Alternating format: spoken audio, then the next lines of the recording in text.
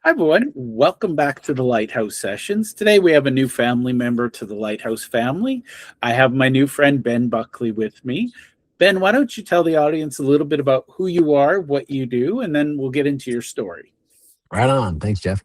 Okay, I'm Ben Buckley. I own Digital Dreams. We're a low voltage audio video installation company. And I've been in business 21 years.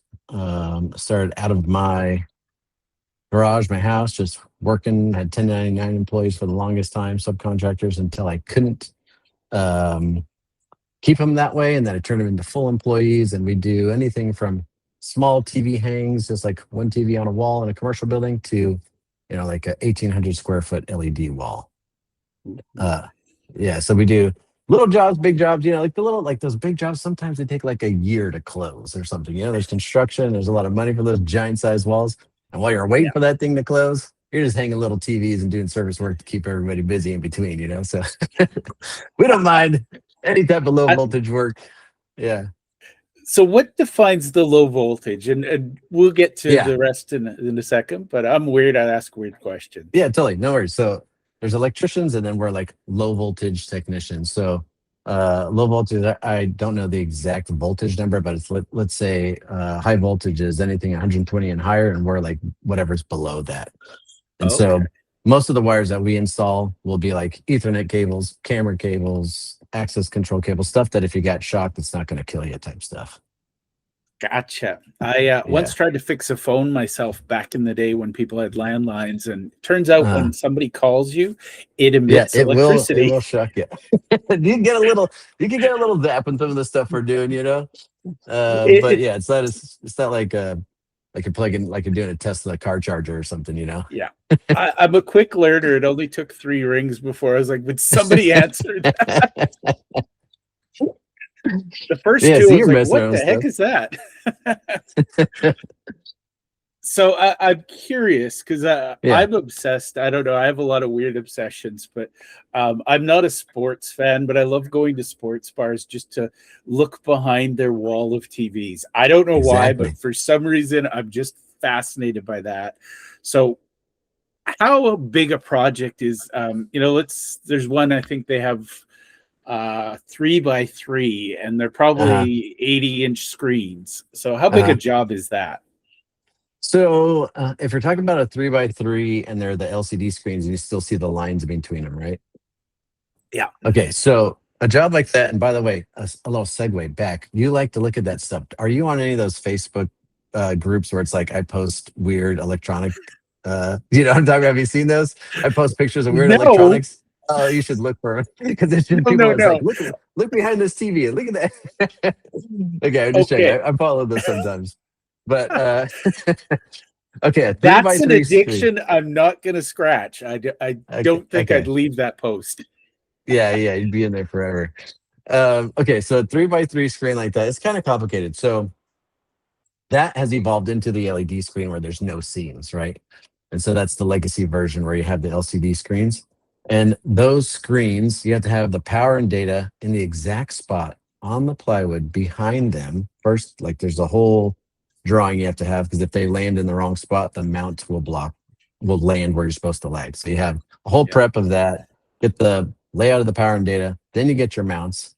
And then if you have the correct type of mount, you'll have 6 axes of adjustment. If you don't, I won't do the job. I don't even want to talk to you because it's the worst freaking thing you could ever ask me to do. So, so when you're mounting those screens, they have these mounts that you push on the screen, and it actually shoots forward about 1.5 feet or so, right? Then you can Oh, do all 6 adjustments. So you can go up, down, in and out of all 4 corners and get it perfectly level, and then put it back in place, and then you get the next one, and then you finally adjust all of them in a row. And then you have to daisy chain all the cables and stuff and make sure those cables don't get caught. So it is a real big pain in the butt. Those jobs are time consuming, and you have to know what you're doing on those because you can mess them up really quick because those screens have, I think it's like a 2.5 millimeter bezel on the edge, this thin little metal strip.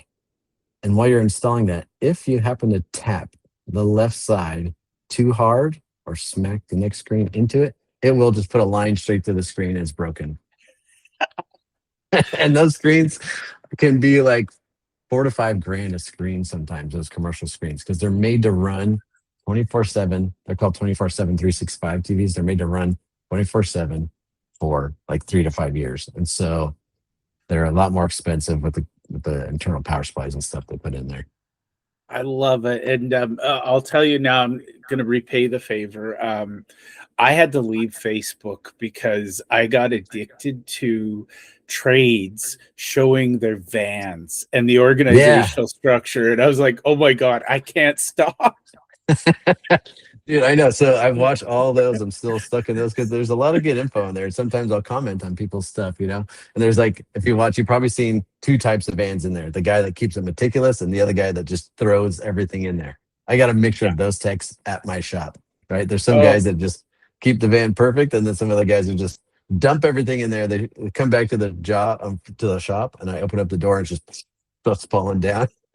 see, I avoid those because those give me nightmares. But the organized ones, my soul just goes, Yeah. I just watched one today, and this guy was 3D printing trays to hold each little connector. oh my God, I love it. Okay. Yeah.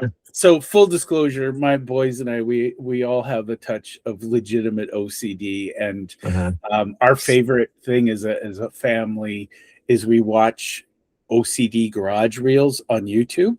Uh-huh. Man, is that addictive when they pull out the label maker, it's like, oh, we're in for a good session today. Dude, there's a YouTube guy in the Bay Area who wraps Teslas, and his name of his company is called OC Detailing. Oh, I love it. No affiliation to the dude, but I watched. It's pretty cool. Well, I'm sure their garage is pretty cool too. So, Yeah.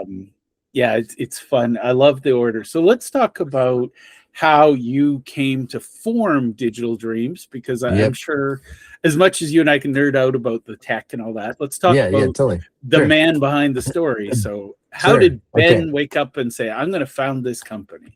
Okay, I'll tell you, it's a crazy story. I was working at Dish Network from about 2000 to 2004. Okay, that was like my first big boy job. I always tell everybody, I'm like, I'm a tech. I become a lead tech. Also, I become a manager, right? And I was making like 33,000 salary for the year or something, right? I thought I was like the best, and I was like learning how to manage guys, learning how to route, learning how to do the cabling, wire, like wall fishing, do all the stuff, aim satellite dishes. So and I'm in my brain, I'm like, I love this place. I'm going to be here. I want to become general manager one day, right? And then, bam, I get a DUI on St. Patrick's Day in 2004 or 2005, and then they let me go the next day. Like they didn't even let me. I still had my license. I still had everything. I still had to go to court. I wasn't like completely. I haven't been charged with it. I just got put in the drunk tank and let go. The next day. So they let me go. Then like my world just turned upside down. I'm like, I'm losing this best job. I have 4 kids at the time with twin boys. I have 3 boys that are in diapers, all 3 different Yikes. sizes. So my daughter was 4, my son was 2. My twins were like just born. They're all in different sizes around there, right? Or somewhere there's like 6, 4, and 2 or something. And I ended up going to a subcontracting company, ended up doubling my pay the same week. So then now I'm doing subcontract work where I was hourly before. Now I started making $1,000 a week. And so, which was like night and day to what I was getting paid, but I had to like, eat what I hunted or whatever that saying is. Yeah. So then I'm like going out doing all the jobs, like, and then I was there for a little bit, and then I started doing side jobs. I started doing home theater stuff. And so I was doing all these odd jobs to stay busy plus make more money, because I did like, now that I'm doing stuff on my own, I'm like side hustling and like trying to get people to like, hey, you need an extra cable? I can run that for you. Hey, you need this over here? I could do that for you. And so then they'd ask me, oh, can you hang a TV for me? And so I was doing stuff like that until I had so many side jobs, I couldn't keep my day job anymore. And then that's when I finally cut the ties of my day job in 2005. So yeah, 2004 I got to do. 2005 I cut the day job, and then I'm just going full contractor by myself, and that's what sparked it. Plus having to feed all those kids. Yes. There's something like hungry kids that'll get you out there and hustling. So Yeah. And so 2008, I had my fifth kid. All my kids are adults now. My oldest is 28. My youngest is 18. And two of my kids work for me now. Wow. So the family business. Yep, family biz. I was watching an episode where you're talking about the family business and how the one generation has to pass down to the next generation and stuff. Yeah, I'm still trying to navigate that. I watch a lot of videos about that too. I'll make some introductions because it is a fascinating thing and I'm all about identity and helping people realize what's holding them back. And Uh-huh. one of the biggest barriers is the father son, father daughter, mother son, mother daughter relationship, because we have to agree in the workplace to be coworkers, not parent child. And it's often harder for the parents than it is for the children. It is. And like when my oldest son, who's 26, when he first came on to work for me, he was like 18, 19. It was like really hard. And I was like really stressed at the time. And it was like 2018 or something. Yeah, he was 18.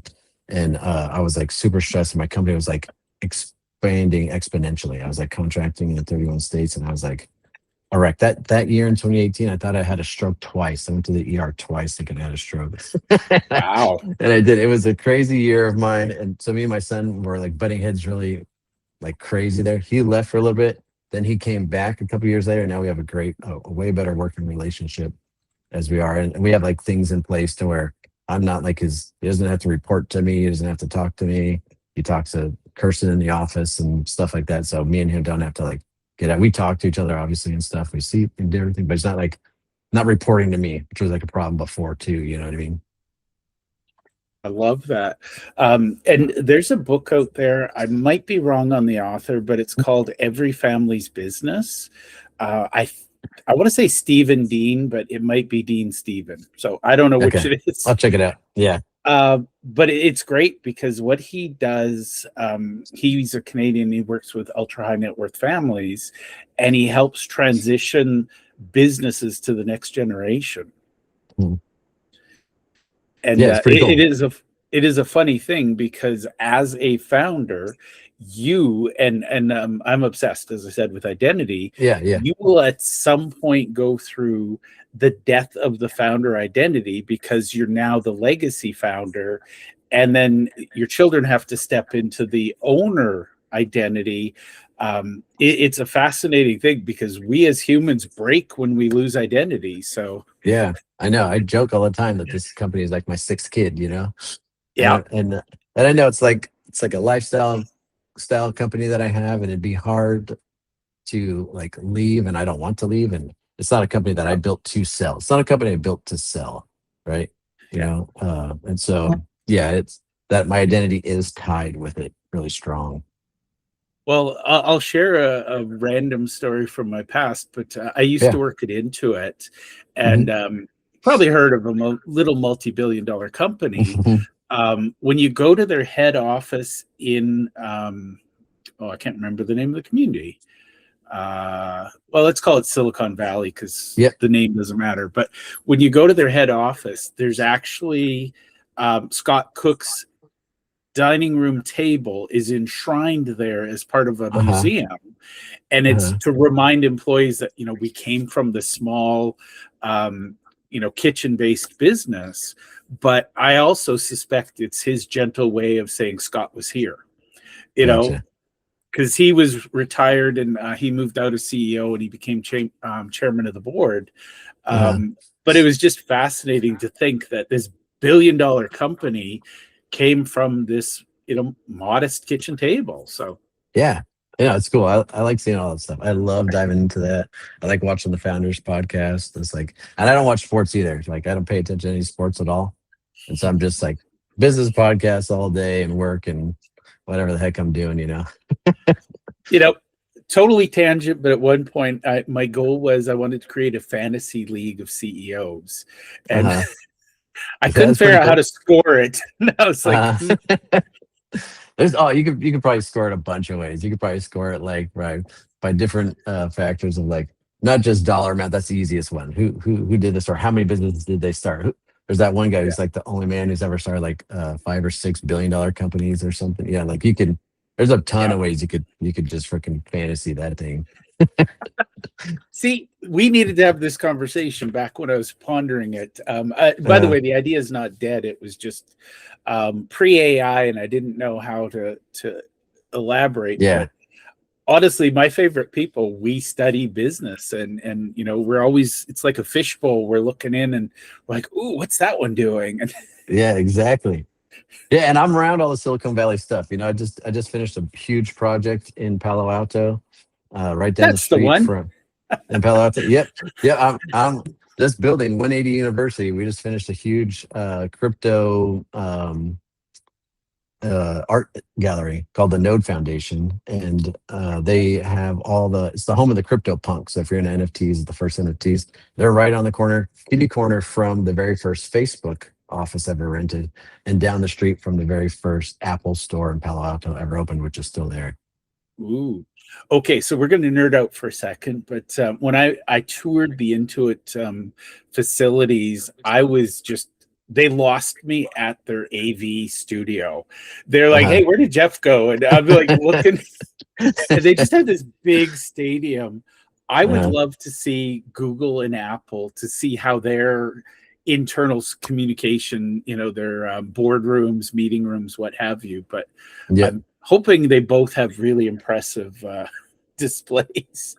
Yeah. I haven't personally done any one of their boardrooms, but I've done other work for those companies. I've done like conference rooms. Like I think we did 300 in 2022. I think we did 330 Facebook conference rooms, just like wow. TV and the bar and the pad, and just for everybody to have like huddle rooms and stuff like that.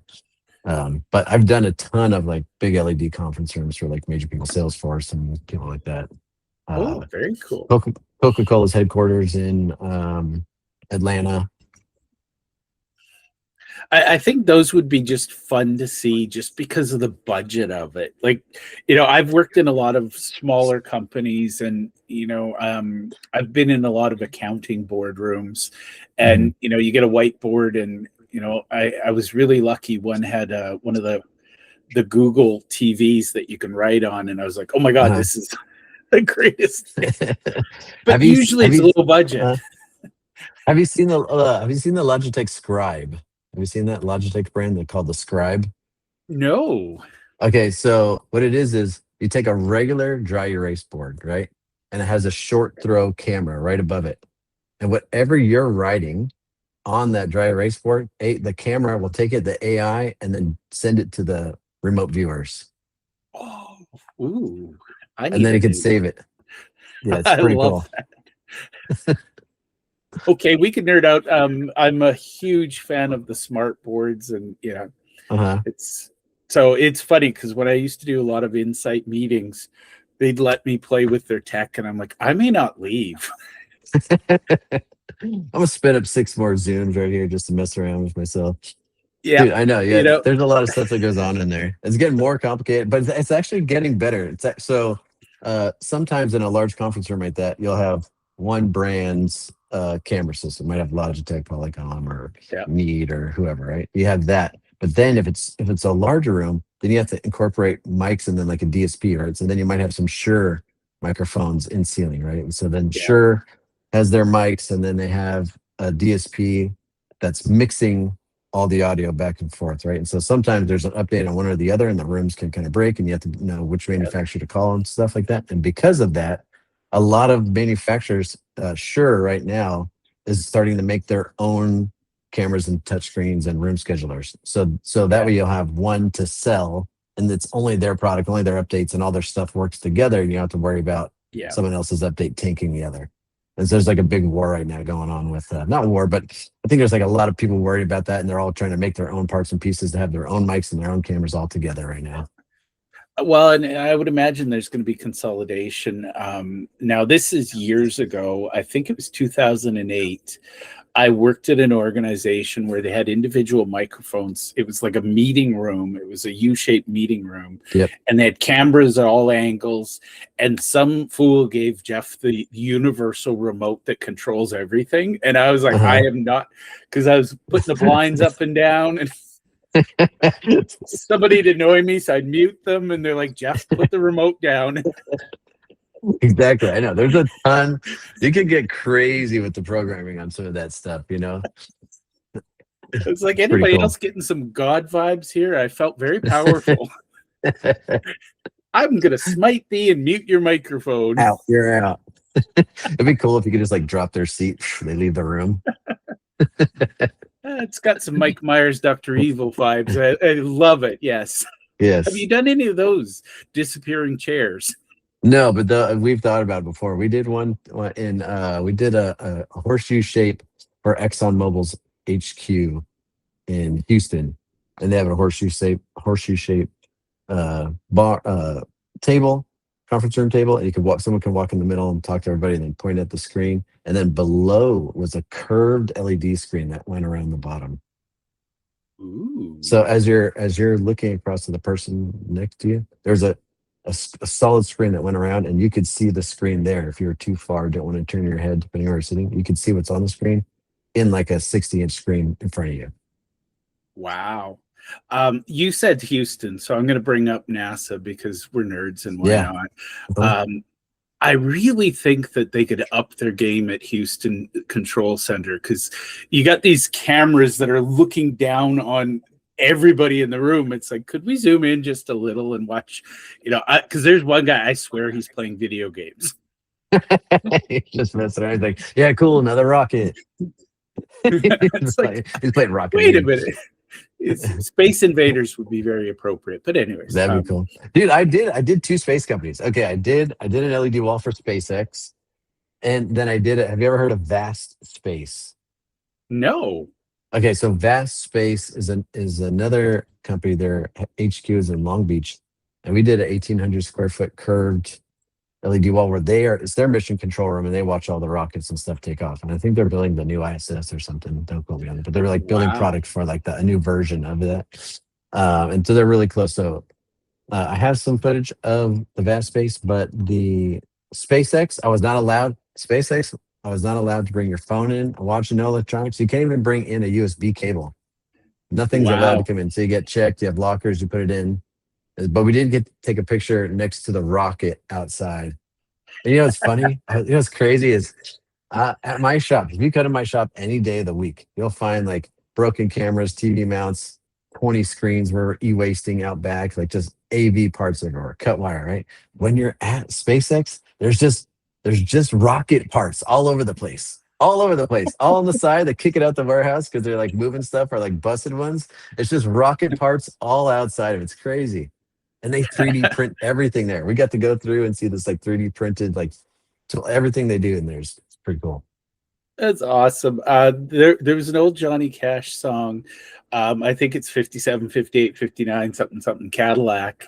And it talks about him working in a Cadillac factory. And every day he'd go home with one part. And it took him like a decade to build the car. I imagine somebody from SpaceX building a rocket in their backyard. Yeah, exactly. So they're like, what's he leaving with that flatbed? Why does he keep pulling up to work in a flatbed? Why is his got such a bad back? Anyways. Yeah, exactly. So it's pretty cool though. Yeah. You're doing the podcast circuit. Now I want to talk to that because I think that's a fun thing. Before we hit record, you said you want to tell your story and be out there. Let's talk about what's inspiring this, because you mentioned that you're helping your brother. I love that you're not just multi-generational, but you're also helping your brother. What story are you planning on telling, and how can we as an audience support you in your journey? Yeah, totally. So the helping out my brother part is he started his own company and he found this team that was getting him on podcasts. And so then he referred me to this team. I do help him like he has his own stuff. Maybe we just bounce ideas off of each other or whatever, but I'm not in his day-to-day company, but I'm supporting him obviously. And he's been doing it for a couple of years now. He has his own app, and he's helping preschool teachers find jobs and stuff like this automated. So I'm helping him because our father also used to work for himself too. My brother, our father used to work for himself. My dad used to do advertising and he used to work for J. Walter Thompson. They started his own company. Have you ever seen, I don't know if they would have it in your state, but in California, there's like a billboard that says 2 million. It used to have like a jingle, like this is how much the lottery is, right? That was my Oh yeah. dad's idea. And he took the California lottery from 3 million to 2 billion with that idea back in the Wow. 90s. And so uh, he's always worked for himself, like mostly. And my brother's been on and off working for himself. And this is 21 years of myself working, right? And so um, in 2020, I'm answering this question really long here, but in 2020, when the pandemic hit, I was like, oh man, there's like not a lot of stuff going on. And so I was like, what am I not doing? And what should be doing? I was like, oh, I have no online presence. And so I was like, oh, let me start a YouTube channel. So I started YouTube in like late 2020. And that's really been helping me just to let people know who I am and what we do. And then I was like, oh, what's the next level of that? Right. Because that job I was telling you about in Palo Alto, Chat GPT found me. Some guy in Paris was looking for me. He was in charge of finding an LED installer. I ended up getting the project through Chat GPT. And then I was like, how else do I stay on this and keep telling my story? And so this is where I ended up on the podcast here, right? So now I I want to be love able to it. just talk for myself and like maybe more longer form and just say like what we do and what we love. And I love electronics just like you, and I love putting stuff together, and I love the end result, right? And that's the struggle with me as an owner and the founder is I love the tech in me. I can't be the tech in the field anymore, but I don't get Yeah. satisfied as much as doing the physical that I do as like winning a job or something. You know what I mean? It's a huge struggle in my brain. And that's another evolution of like a physical guy to the digital guy to not doing all the jobs anymore. And so us loving, or me loving what I do and having everybody around us and just being able to do what we do every day and care about it is, it's like, it's kind of cheesy when people are like, sometimes you hear maybe like some guy is like a billionaire, or you hear some podcast guy talking, he says something generic and it doesn't sit with you, or you don't understand what he's meaning until you get to that point. Or like, I'm bad at these things, I keep butchering them, but that saying that's Yeah. like, if you love what you do and then it's not work to you. That's how it truly Yeah. feels. You know what I mean? Because like I just love playing with all these electronics. I love seeing the new tech. I love staying on top of it. I love to go play with it. I love to go put it in and then show people that. You know what I mean? And that drive is what gets you to where the money comes later. Once you're doing what you love so much and you're doing it for so long and you get past those 10,000 hours, Yeah. of being a professional in your field, then the stuff comes. I'm just telling people about it, showing our work, and how we use our YouTube channel now is it's usually just us messing around, and it's not like it's us messing around. There's a job and we're cracking up. It's not like I have one interview like where customers like talking about us, but we don't like sit there and have guys sitting at the other end and it's boring and they're like, so how good was Digital Dreams? They're like, Digital Dreams was very good and they did all of my TVs for me. Like we don't do that. We don't like to interview the people, and it helps me solve when someone doesn't know who I am. Let's say I'm not on any podcast or anything, and someone finds me and they're like, I've never heard of Digital Dreams, and I have a 100,000 square foot building. Have you ever done anything this big before? And I go, oh yeah, dude, yeah, totally. Check this out. And I sent him some YouTube videos, and it's like, here's a 500,000 square foot building. Here's a 700,000 square foot building, right? And then they're like, there they are. They're actually doing it. And the building is 10 times the size of mine. They know what they're doing, right? And so that's how I use YouTube, is to solve that. Ooh, I love it. And for anybody out there, so I'm going to give Ben a little shout. Do not go to YouTube and type in Digital Dreams. Go to Google search and type in Ben and Digital Dreams, because that actually shows the algorithm that you're more popular than you are. Gotcha. So it's a good thing. But I noticed it's Digital Dreams installs. Is that correct? Yeah, that's our YouTube channel. Yeah, because there's like 10,000 Digital Dreams companies. And Yeah. so, right, pretty catchy name, and everybody's got it. So yeah, on YouTube and TikTok, it's Digital Dreams Installs, and that's how you find us on there. And then we're Yeah. digitaldreams.com is the website. Yeah. So help Ben out. Go to Google and type in Digital Dreams installs in quotes and let it take you to YouTube. It actually helps him in his ratings. So that's my little tip. And make sure you pass that Right on to on. people, because it's Yeah. we all need the help. All the help we can get. So Yeah, totally. I love it. And I think one of the things, and I get pitched a lot for, oh, this person should be on the show, that person be on. You and I haven't Mhm. even talked about security. Yep. And I'm going to leave that because I'm going to leave it open. I think we need to have that conversation and we need to give it the time it deserves because Uh, I'm obsessed with security and cybersecurity, things like that. What advice are you giving your kids? What advice, if you were talking to young Ben, what advice would you give? as far as digital security or like cybersecurity, I Being, mean, like, as far as being an entrepreneur, what advice do you wish you'd heard earlier in life? oh man, I am such a late bloomer. I tell people all the time. And sometimes I'm like, I'm in it for like 18 years. I'm like, oh duh, like why didn't I do this? Right. And so I didn't even go like to the trade shows. I would go to the trade shows and I wouldn't go to the trainings. And I wouldn't meet the people putting them on to see why is he doing it there. I didn't dive in deep enough early enough, right? And whatever you're doing, I got in it to just hang TVs and feed the kids, right? And then I was like, oh, I'm in an industry. Oh wait, I'm in an industry. I'm in a low voltage industry. Like I had blinders on, and so I didn't look at it as a whole big enough. And so I would say that I wish someone came to me earlier to focus on the industry. How big is the industry? What part of the industry do I want to go to, without just being down this tunnel vision and know what I'm part of and who else is out there and who else I'd like to collaborate with. And so if people would have told me that, and then the next thing is going to join peer groups of like I'm in EO Sacramento, and then you go to one of those, and even if it's not someone in your industry, seeing people who've done 100 million sitting next to you, like he's gonna Mhm. say like something random right there that you're gonna be like, oh my god, why didn't I even freaking know that? And so I didn't do any of that early on enough. I think it could have been farther if I did any of that stuff earlier on. So I didn't recognize that. I love it. And I think that's so important. There is the cliche that you become like who you spend your time with. And I don't think a lot of people are intentional enough. And again, no judgment. I know a lot of people who are happy with lifestyle businesses and, their aspirations are, steady 100,000 a year, life is good. But if your goal is to build the number is staggering. I think 99% of businesses don't break 1 million a year in revenue.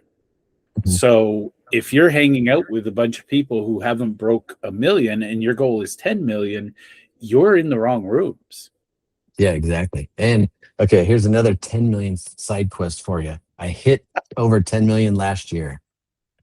And I in 2019, as I set out a goal to do that and cut out anything else I didn't want to do, even including alcohol. And even though there's that alcohol DUI thing back in the day, I haven't.